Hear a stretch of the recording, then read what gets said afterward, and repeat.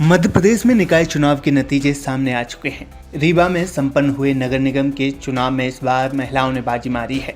नगर निगम के पार्षद पद के लिए 45 वार्डों में से 27 महिलाएं चुनाव जीतकर पार्षद बनी हैं। इन महिलाओं में से 3 महिलाएं एक ही परिवार की सदस्य हैं, जो शहर के अलग अलग वार्डों से चुनकर आई हैं। एक खास बात ये भी है कि तीनों महिलाएं बीजेपी प्रत्याशियों को हराकर चुनाव जीती हैं। इन तीनों महिलाओं के बीच ननद, भाभी और मासी सास का रिश्ता है।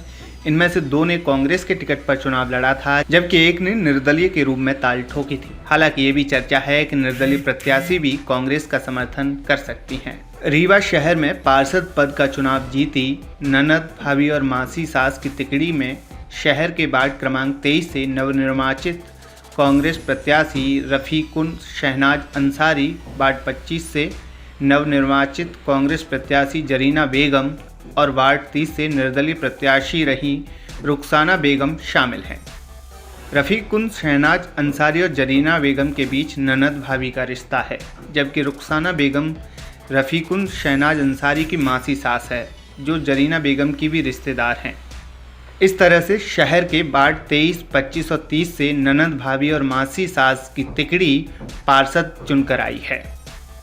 एक ही परिवार की जीती 3 महिलाओं ने शहर के अलग अलग वार्डों से चुनाव लड़कर न सिर्फ पार्षद बनी, बल्कि उनके द्वारा अपने नज़दीकी प्रतिद्वंदी रहे बीजेपी के प्रत्याशियों को करारी मात भी दी। वार्ड क्रमांक 23 से रुखसाना शहनाज अंसारी ने बीजेपी के प्रत्याशी को 641 मतों से हराया, तो वहीं वार्ड क्रमांक 25 से जरीना बेगम ने बीजेपी प्रत्याशी को 71 वोटों से मात दी, जबकि वार्ड 30 से रुखसाना बेगम ने बीजेपी प्रत्याशी को 170 वोटों से हराया। गौरतलब है कि रीवा शहर की तस्वीर साफ हो गई है। महापौर पद पर अजय मिश्रा बाबा के साथ ही 45 वार्डों में से 18 में बीजेपी, 16 में कांग्रेस और 11 वार्डों में निर्दलीय प्रत्याशी पार्षद चुने गए हैं। इस बार भले ही भाजपा के पार्षद ज़्यादा हैं, लेकिन नगर परिषद में दबदबा कांग्रेस का ही रहने का आसार है। खास बात यह है कि इस बार 27 महिलाएं चुनाव जीती हैं और 45 सदस्यों वाले परिषद में 23 सदस्यों की ज़रूरत है। इसलिए निर्दलीय प्रत्याशियों की भूमिका अहम हो जाती है।